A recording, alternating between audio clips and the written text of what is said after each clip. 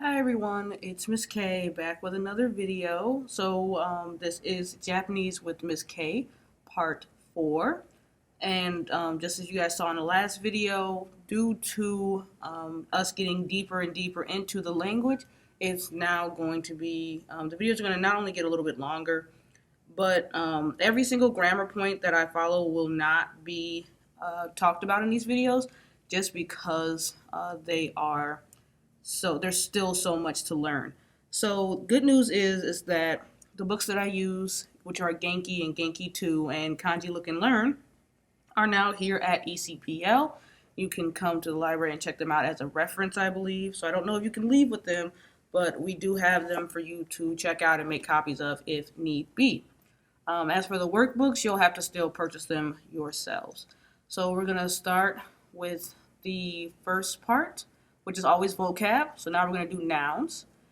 First, in entertainment and sports, there's eiga, movie, ongaku, music, saishi, zashi, magazine, sports, deito, date as in a romantic date or going out with each other, not a calendar date, tenisu, tennis, terebi, TV, ice cream, ice cream, osake, sake or alcohol, ocha, green tea, kohi, coffee, hamburger, hamburger, mizu, water. The next is more nouns, a lot of vocab once again, just because there's a lot of grammar points in this one. We won't be covering all the grammar points, and I will be letting you guys know which ones we did miss at the end, so you can go back and check them out. Ie, home or house. Uchi, home, as in my house, your house. We can go back to my house. Gakko, school, school in general. Asa, morning. Ashita, tomorrow. Itsu, when. Kyo, today. Goro, at about. Konban, tonight. Shumatsu, the weekend. Mainichi, every day. Maiban, every night. Now on to verbs. So there are two kinds of verbs, or three kinds, I should say. This is our first time using verbs. There are u verbs, ru verbs, and irregular verbs. And the difference between these verbs is how we conjugate them and use them in the sentence, which we will see a little later in the video. There's iku, to go, and the destination by it saying which participles, which we learned in the other videos, is ni or he. Kaeru, to go back or return to, which uses ni or he. Kiku, to listen or hear, which uses o or wo. Nomu, to drink, which also uses o or wo. Hanasu, to speak or talk, like as in a language, using o or de. Yomu, to read, which uses o. Okiru, onto ru verbs. Okiru is to get up, as in like get up in the morning, wake up. Taberu, to eat, which is o. Neru, which is to sleep or go to sleep.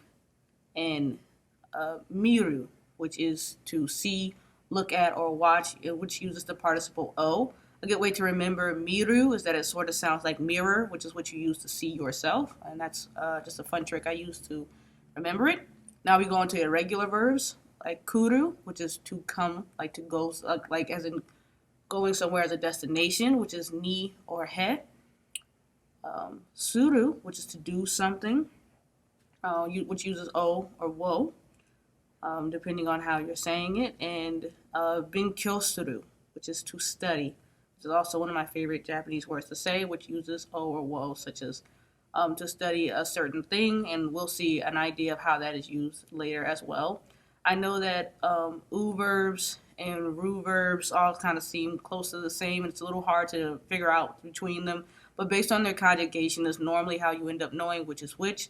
Like kaeru is a u verb, but even though it sounds like ru, it changes the way when you say it. So we'll talk more about that in the next slide. So now we're going on to our grammar points. As I said, we had a lot of grammar points. There was a lot of vocab, but I left out the vocab that really wasn't important to the grammar points that we were using. As I said, later in the video, we will be talking about, or I will mention the grammar points that we did not cover in this video so that you may go back to Genki or whatever and learn how to use those. And such as the vocabulary is not included because the grammar points are not included. So we go on to verb conjugation. First we'll start with the ru verbs and the u verbs. Tabe, as in taberu, to eat, the dictionary form is taberu. The present affirmative, as in right now, is tabemasu. So you drop the ru. The present negative is tabemasen. I am not eating. This is not happening. And then the stems are just tabe. So that's dropping off all forms of the endings. And then we have u verbs such as iku. So instead of dropping the last part, it turns into ikimasu, ikimasen, and the stem is iki. So you can see sort of the difference here where with tabe ru, the ru gets dropped off, whereas the u part is the part that changes and kind of makes an e sound. That's just an oversimplified way of describing it for right now, just because of where you may currently be in your language journey. So now we move over to irregular verbs. So we have suru and kuru.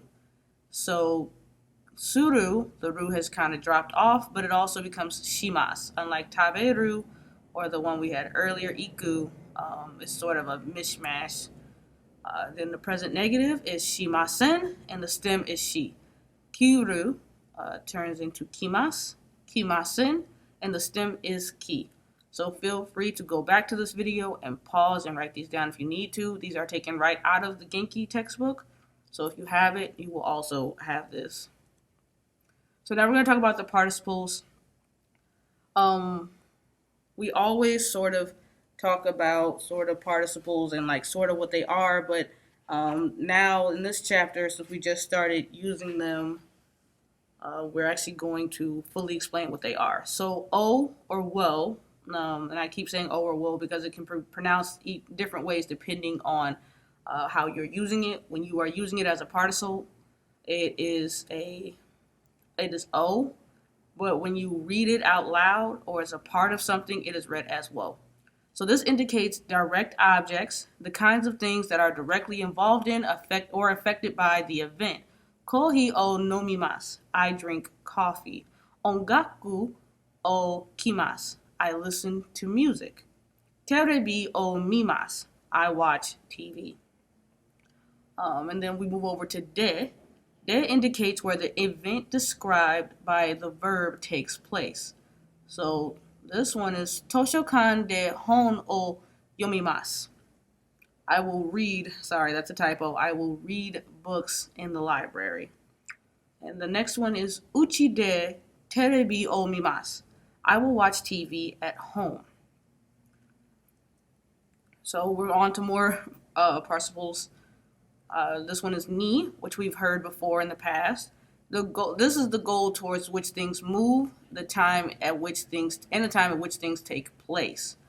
Watashi wa kyogaku ni ikimasen. I will not go to school today. Watashi wa uchi ni kaerimasu. I will return home. I am going home. Nichiobi ni Kyoto ni ikimasu. I will go to Kyoto on Sunday. The word for Sunday is nichiobi, and we will learn more of the days of the week later. But that's just one of them, nichiobi. Sort of easy to learn. The days of the week are probably one of my favorite grammar points, but like I said, we'll talk about it later. Juichi ji ni nemasu. I will go to bed at 11. So, he, which is we've heard earlier too, is also a goal of movement. Ni can be rewritten as he and pronounced e. Watashi wa kyogakko ni ikimasen. I will not go to school today. Watashi wa uchi e kaerimasu. I will return home. I prefer ni, and when I speak Japanese, I normally use ni. You can use either or.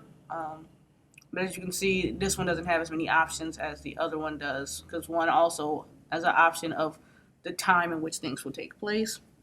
But it's up to you to decide when you would like to use either or. But now you know the reason for both of them. So the next slide we're going to move on to is masenka. I know we just learned about masen as the present tense negative verb, but actually adding the ka to it is actually what makes it an invitation. So it can be a little bit confusing, but once you kind of get the hang of it, it'll become second nature to you guys. So the first example we have here is hiru gohan o tabemasen ka? What would you say to having lunch with me? Would you like to have lunch with me? Sort of however you want to translate it. Ii desu ne. So that sounds good. The next example we have is tennisu o shimasen ka? Will you play tennis with me? Chotto. So this person is saying no to this other person that it's currently slightly inconvenient for them at this time. They can't play tennis. But these are just two examples of how you can invite someone to do something using the certain verb, or how you would conjugate the verb in general. So next we move on to word order. I know this is a little strange for a Genki to be talking about word order now, since we've been making sentences, but this is when the book introduces it. So even though we're 4 videos in, here's where I'm introducing word order. So the Japanese sentences are fairly flexible with the arrangement of the elements that appear in them, which is kind of why I prefer them, why I prefer Japanese to other languages. But generally, the sentences are made up of noun participle sequences that are followed by a verb or an adjective, which is often followed by the final participle, which is a ka, ne, or yo, which would be after the des, if that's required for you. So we sort of broke down the sentences here. Watashi wa kyou toshokan de nihongo wo benkyou shimasu. So the topic is watashi wa, me. The time is kyou, which means today. Place is toshokan, which means the library. Nihongo o, Nihongo is language, the word for Japanese, the language in general. Benkyou shimasu, which is also one of our vocabulary words this week, which means to study. It's one of my favorite Japanese words as well. I just have the ones that just sound the coolest are one of my favorites, and it means I will study Japanese at the library today. The second example of this sort of what instead uses the frequency in time instead of a place is watashi wa yoku shichiji go goru uchi de kaerimasu, or uchi he, based on the way we're using it here. The topic is watashi wa me, frequency yoku, every day, most of the time, often. Time is at 11 p.m. Uchihe, my house, which we learned earlier, kaerimasu. I will return to I often go back home around 7. This is the time I normally go back to my house. So it can be a little hard, but once you get used to this formula as well, and you know that your verb's probably going to be closer to the end, what your adjective is, then it'll be a little bit easier for you to make your sentences. So, also, this is also the time when Genki starts introducing kanji. Now, I know I've said kanji a lot in the first couple of videos because it is the third alphabet that you will be using. Kanji is sort of a way to, I don't want to say shorten, but it gives you sort of a good idea. I know there are a lot of words that sound alike, such as byo-in and byo-in. One means the salon and the other means hospital. So I'm sure you're wondering how you know what you're talking about. Well, other than the phonetics of it, of hearing byo-in and byo-in, also the kanji is different. The kanji for hospital is not the same as the kanji for, say, literally hospital. They just look different, but they also are just drawn different. So you'll always know which one you're talking about. So I decided to do the ones of the words we actually learned, so you guys can get a good idea what the kanji looks like. If you would like to learn more about kanji, or you would think you are ready for kanji, I would recommend Kanji Look and Learn. We also have that book in. It is the book that I learned kanji from. Genki offers kanji in the back of it if you do not want to purchase the book. But I found that Kanji Look and Learn was a little bit easier for me, and it also has a workbook to go with as well. So we have watashi, we have iku, taberu, which means to eat. For fans of Naruto, if you recognize the kanji at the beginning of taberu, the character Choji has that kanji on his shirt, which is kind of cool. I think Gara has the kanji for love on his forehead, so that's also pretty cool. Kaeru, Binkyou suru, eiga, which means movie, ongaku. Eiga means music, and ongaku means movie, and so on and so forth. Feel free to take a screenshot of these or just to pause the video. The ones doyobi and nichiyobi, they sort of look the same. The yobi part is the same, it's just the beginning part. So as you guys learn more other words and other days of the week, you'll see that the kanji for them is pretty much the same other than the first character. Same thing with mainichi and maeban, every day and every night. Those are also different. Miru is one of my favorite ones to write. So is the kanji for believe, one of my favorite ones to write as well. So go ahead and take a snapshot of this page or pause the video and look at it. And while we're also here, I will go over the grammar points that we did not cover. So we did not talk about frequency adverbs. We did not talk about time reference in this chapter, in this video, or the topic participle wa. So once again, that would just make the video way too long. And so those kind of got nixed. If you would like to come and check them out, check out Genki. As I said, we do have it at the library. We have both Genki 1 and 2. And we have Kanji Look and Learn. So even if you're not ready to jump into the language yet, you can still ask the librarian, ask circulation, so you can at least flip through the books and kind of see what you like and don't like. I will always push Genki because Genki also has exercises in it that go along with its workbook. So, those can be purchased on Amazon. So thanks for watching, guys. Arigatou gozaimasu. And don't forget to practice. See you next time.